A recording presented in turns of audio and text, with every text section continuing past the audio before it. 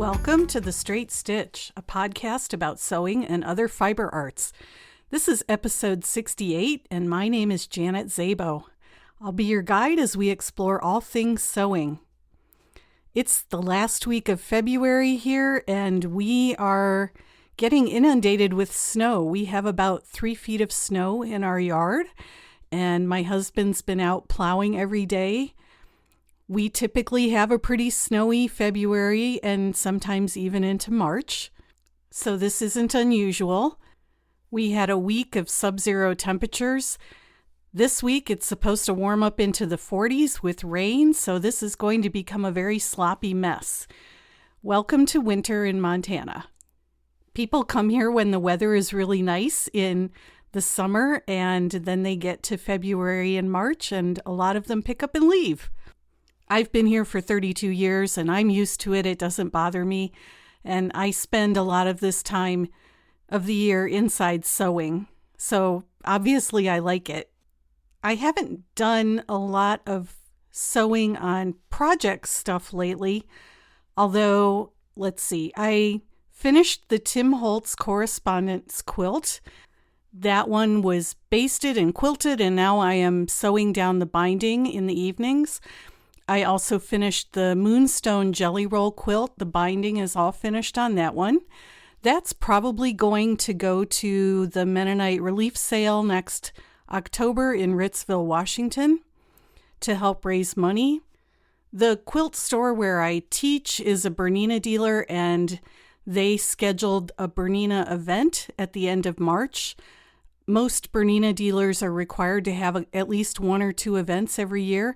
And sometimes they bring in a Bernina educator, sometimes the store provides the instructor, and I was asked to do the event at the end of March.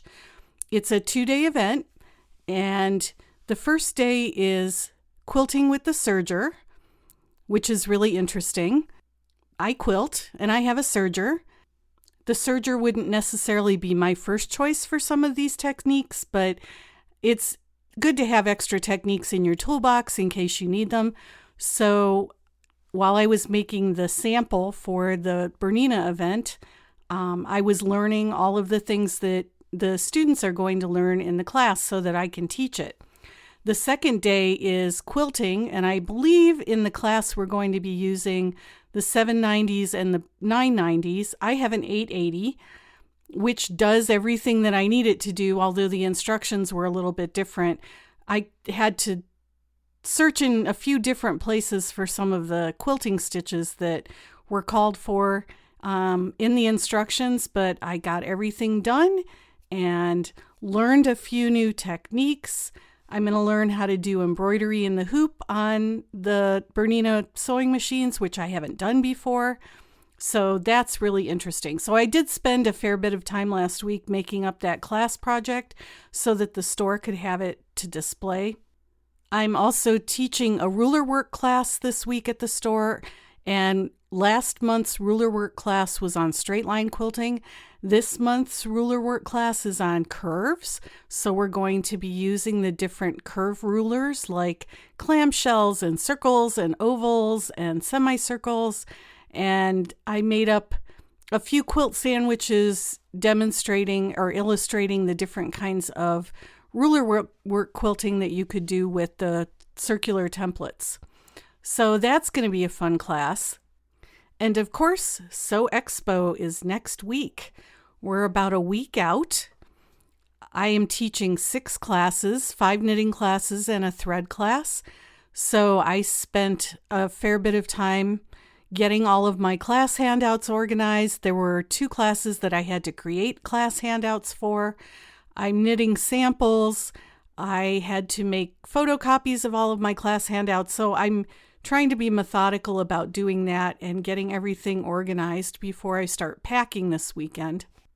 I'm really looking forward to that trip. I'll be teaching for 4 days, and then I'm going to go up to Seattle, where my younger daughter lives, and my older daughter's flying down from Alaska to spend a few days with me. And I'll be able to spend some time with both my girls before I come home. And when I get home, it'll be March. The year is flying by. My seeds are starting to arrive. although I still have probably 5 or 6 weeks before I have to think about planting seeds in the greenhouse. So, as many of you know, Jo-Ann Fabrics has begun closing its stores. The store here in Kalispell and the one in Missoula were not on the chopping block, although, as I said to my husband, I think it's probably just a stay of execution. Someone on the Reddit Jo-Ann Fabrics board commented that the same thing happened with Hancock Fabrics when they closed. They said they were only going to close a portion of the stores, and then a few weeks later, they announced that they were closing the rest of the stores. So I'm not holding my breath. I feel badly for the people who are losing their jobs.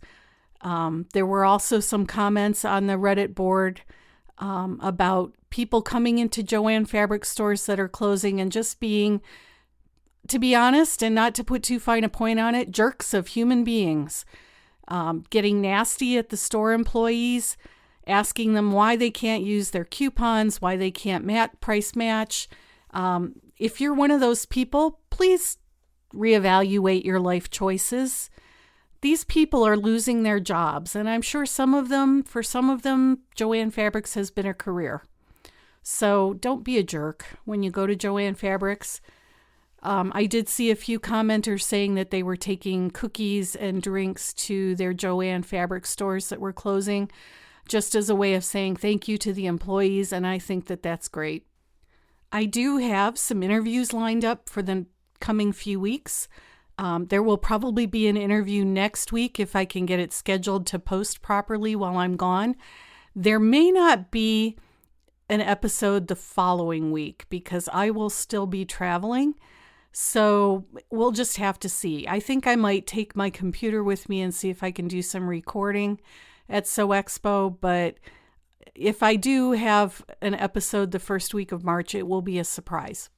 You can take that week to go back and catch up on episodes you haven't listened to yet. Okay, so today I want to talk about interfacing. And interfacing is kind of like zippers. You really have to search for the information. There isn't a lot of information is assumed, and I don't like that. There are a lot of websites and a lot of YouTube channels that talk about the differences between the different kinds of interfacing. So wovens versus non-wovens, knits versus wovens, or fusibles versus sew-in. But there is so much more to know about interfacing. And honestly, I don't think this is not going to be a comprehensive or exhaustive discussion. So if there is information that you have that you want to share, please do. I did find out a few things that I didn't already know, so I'm going to share those. But I think there's a lot to know about interfacing, and hopefully this podcast will give you kind of a jump start to search on your own and educate yourself. Let's start with what is interfacing and why do you need it? Interfacing is a product that you apply to the fabric that you're going to sew with, and you do that for a variety of reasons. Maybe you need to add body or structure to the product that you're sewing. So imagine collar facings or plackets or cuffs in clothing. Those are places where you might want to have a little more body and structure than you would get with the fashion fabric. Definitely in bags, if you want to use a fabric that maybe doesn't stand up on its own, using a particular kind of interfacing can give it enough structure that it will stand up on its own. You may want to add interfacing to an area that needs a little bit of help. Maybe it's a high stress area.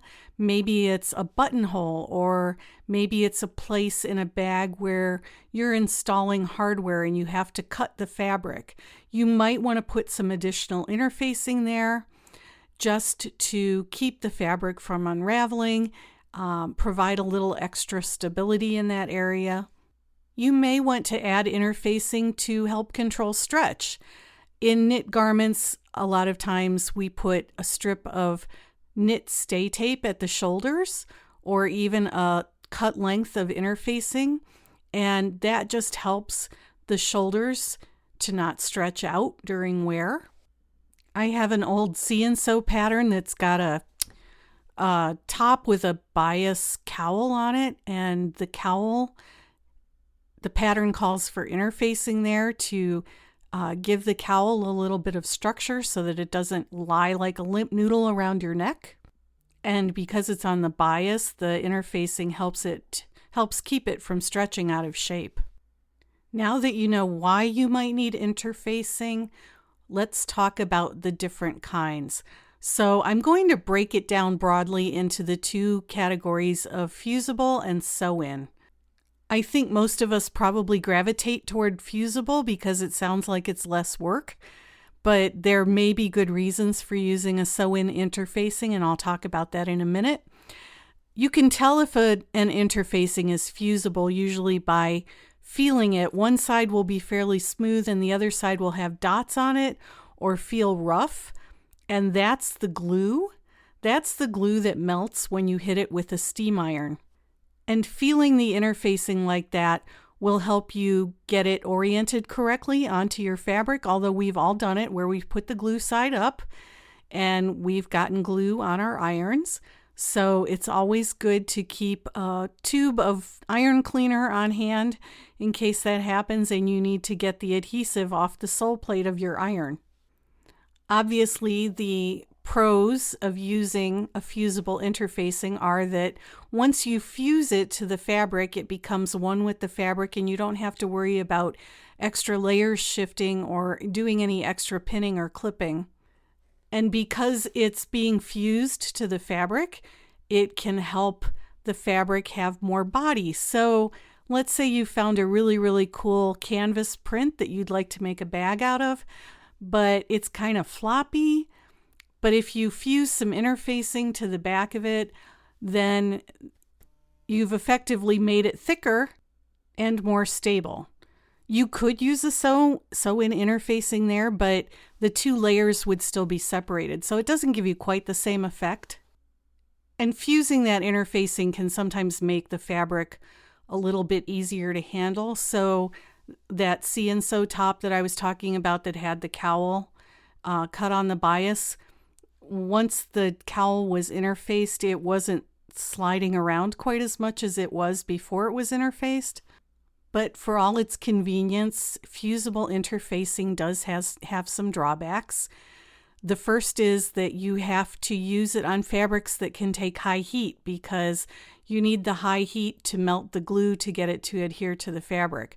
So if you've got a fabric that doesn't tolerate high heat, you're probably not going to be able to use a fusible interfacing on it.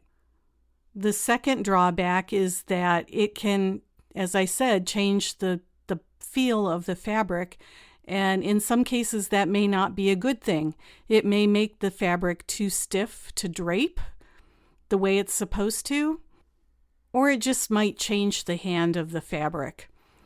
And the last drawback is that sometimes even when you are careful and follow the directions perfectly, the interfacing may bubble or pucker on the fabric. I have a steam press that my mother-in-law got me one year for Christmas, which is wonderful for fusing interfacing because it's got such a large area and the heat and steam are consistent. But even using the steam press, sometimes I still get bubbling and puckering, and sometimes there isn't much you can do about that. When might you want to use a sew-in interfacing? You'd want to use a sew-in interfacing if the fabric that you're working with can't take high heat. You might have a really delicate fabric that still needs some stabilization. You might be worried about bubbling and puckering from a fusible. You don't want that to damage or appear on the public side of your fabric.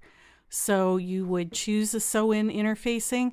Sew-in interfacings are much easier to trim from the seam line. So if you're worried about added bulk, a sew-in interfacing allows you to just clip the excess interfacing out of the seam, whereas if it's fused to the seam, that's a little bit harder to do.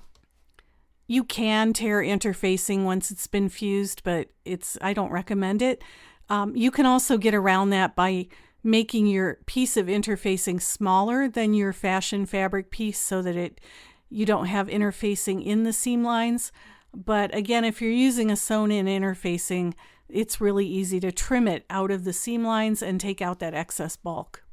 I do know people who will never, ever, ever use a fusible interfacing on things like cuffs or button plackets. So that's something to keep in mind when you're making a button front top, for example, that you might want to choose a sewn-in interfacing there. As much as possible, we want to avoid the homemade look. Handmade is good, homemade is not. Okay, now we're going to get into the real meat of interfacing. We're going to talk about the structure. And this is where I went down so many rabbit holes. I have a whole list of resources to put in the show notes for you. So if you want to do some further investigating, please check that show notes page. I will say that I really wish that manufacturers would do a better job of putting educational information on their websites. I went to the Pellon website because here in the United States, Pellon is probably our most commonly available interfacing brand. And Pellon has virtually no explanations about the different structures or uses for their interfacings. Each interfacing has an information page, but it doesn't have a close-up picture. It just gives basic information on the fiber content and some suggested uses. So Pellon, if anybody from your company is listening, that's something that you really need to beef up on your website.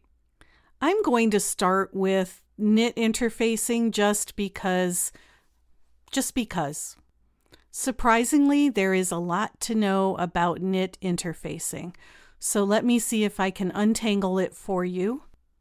There are 3 broad categories of knit interfacing, and I did verify this by going up and getting all of the knit interfacing out of my storage bin in my sewing room and laying it all out and looking at each of them carefully.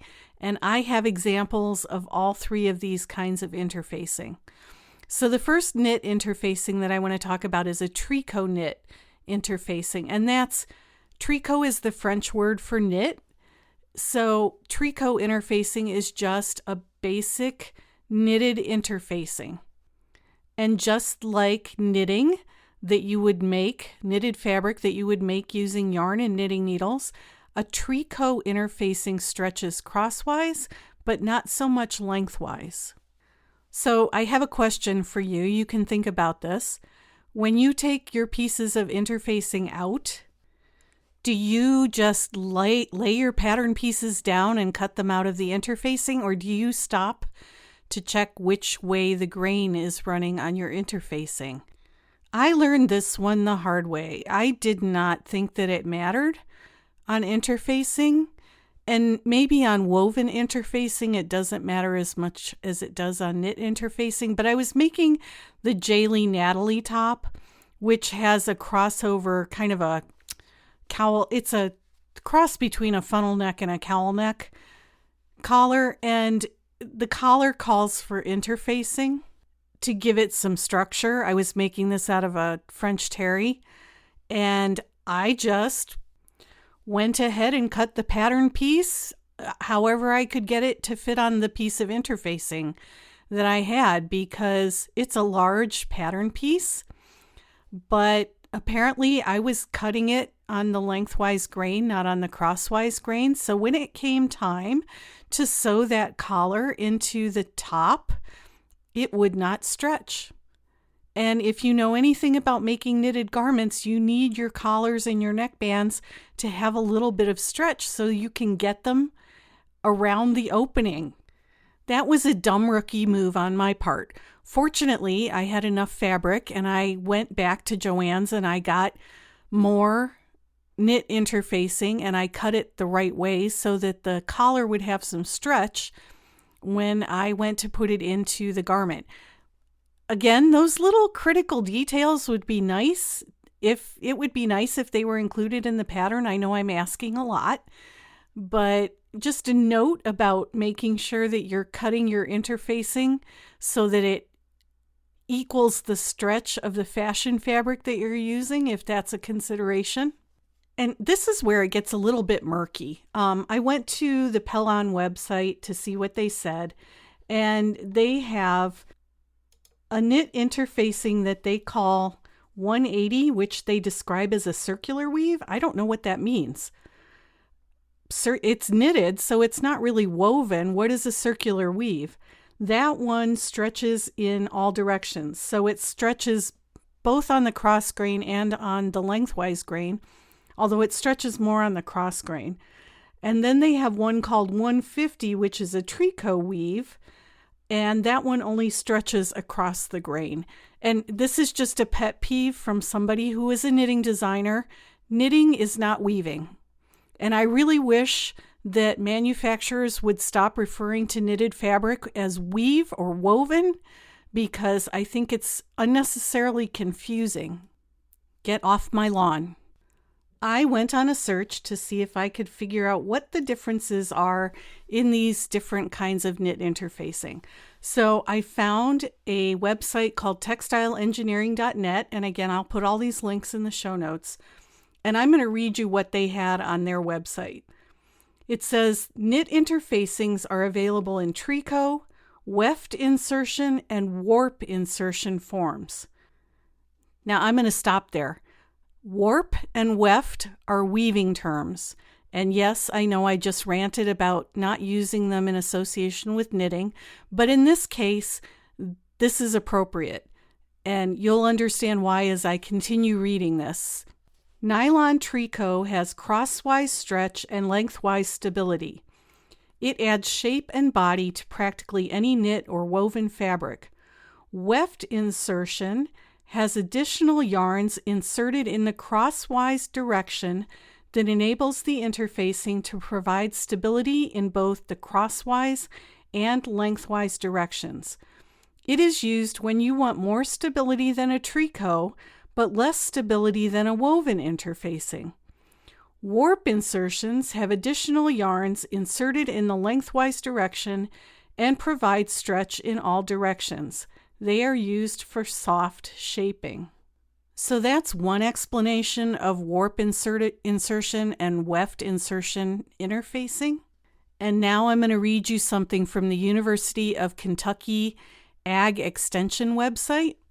And it says, weft insertions and warp insertions are made on a knit machine, and then either a warp or weft yarn is inserted.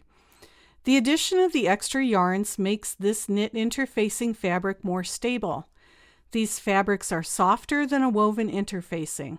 The weft insertion has the most stretch on the bias. The warp insertion has the most stretch in the crosswise direction, since the warp is inserted in a chevron design. They can be fused at a lower temperature than other fusibles. And I've also seen reference to something called all bias interfacing, and I'm wondering if that is one of those, if that's maybe the weft insertion, because that one has the most stretch on the bias.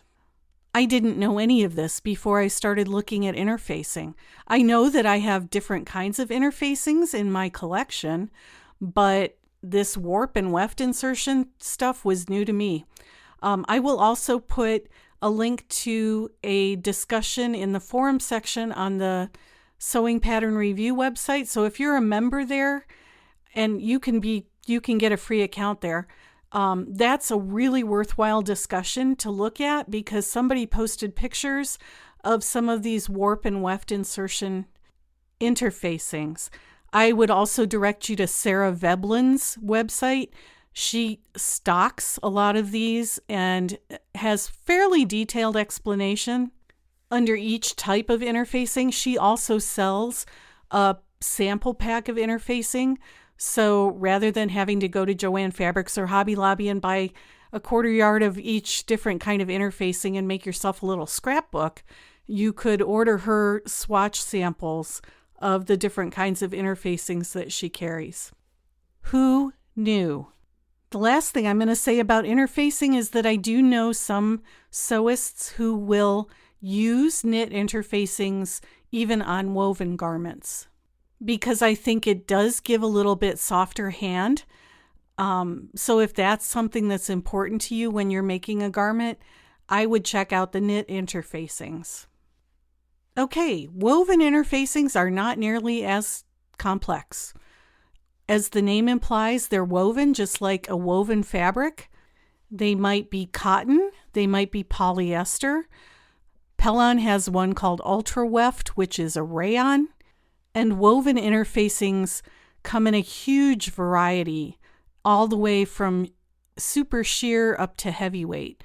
So you can probably find what you're looking for in the woven interfacings. The last category are the non-woven interfacings, and these are kind of a spun bonded material. If you've ever seen Pellon Easy pattern, which is the tracing paper that I use when I trace my patterns, that's a spun bonded material. The non-woven interfacings are also fairly easy to find. I don't use these quite as much because I don't like the results that I get with them. They can sometimes make the fabric feel a lot different than it was originally. So if you have some of this on hand and you don't have anything else, then yes, you can use it, but I would test it. And that goes for any interfacing. Test it on the fabric that you want to use it with. These also come in a variety of weights, anything from sheer to Decoville Heavy, which is one that a lot of bag makers use. Peltex is another one that bag makers use a lot. That's a real heavy one, like for stiffening the bases of a bag. And I want to mention a couple of specialty interfacings. So fusible fleece, that's one that a lot of us use. If you want the softness of the fleece, but you don't want to have to quilt it to whatever your fashion fabric is, or if you do want to quilt it and you just want to fuse it to the fabric to make the quilting a little bit easier. And foam is the other one. So Bosal or By-Annie Soft and Stable. Foam is also really popular among bag makers. There are some fusible forms. There are some sew-in forms. Again, it just depends on what result you're looking for. If you're going to quilt to the fashion fabric, probably the sew-in foams are just perfectly fine. Again, you may need to experiment a little bit to figure out which ones are the best for the project that you're making. In terms of some miscellaneous things to consider, color is one of them. A lot of the interfacings come in a variety of colors, maybe black and white for sure, but possibly also a gray or a natural color. So if color is a consideration, you certainly wouldn't want to use a black interfacing underneath white fabric, but you might also not want to use a white interfacing under a black fabric. And I want to talk about block fusing. If you've never heard of block fusing, what that is when you fuse interfacing to a large piece of fabric and then you cut your pattern pieces out, rather than cutting the pattern piece out and cutting the interfacing out and fusing them together. And I tend to use block fusing when I'm working with rayon or with other weaves that aren't quite as stable and have a tendency to shift in the crosswise and lengthwise direction. And you'll know when you pick the fabric up if it kind of slithers around. Those are good candidates for block fusing. It's a bit wasteful. Sometimes it can be very wasteful depending on the pattern pieces, but you are able to get a much better result because you're cutting the pattern piece out of the already fused fabric rather than trying to match up a shifty fabric with a piece of interfacing. So I hope some of this information has been helpful. I hope that it will give you a jump start to do a little exploring on your own about the different kinds of interfacing. This is our sewing, and we owe it to ourselves to make it as beautiful as we possibly can by using the correct materials whenever possible.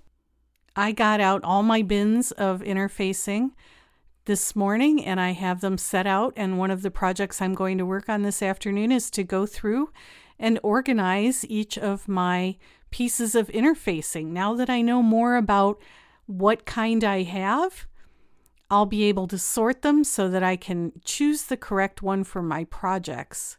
You'll notice I didn't talk much about stabilizers. I think that stabilizers for embroidery are probably a topic that needs its own podcast, so I will be doing that in a future episode. As always, if you have feedback, email me at janet@janetzabo.com. You can leave a comment on the show notes page on the website for the podcast, which is www.thestraightstitchpodcast.com. I would love it if you left a review on Apple Podcasts or Spotify. I've had quite a few new ratings in the last week or so, and that's been great. That does help other people find the podcast. My website is at www.janetzabo.com, and from there you can find my blog where I put pictures and photos and explanations of what I'm working on. I post there 3 or 4 times a week. I will do what I can at Sew Expo to uncover some new techniques and new sewing supplies and new patterns. I know that Kloom House has a new one coming out, and I believe that Ellie Lum is going to be teaching a class there on her new pattern. So I'm excited to see what all is available, and you'll hear about it when I get back. So until the next episode, I hope you have a great week and that you get to go sew something.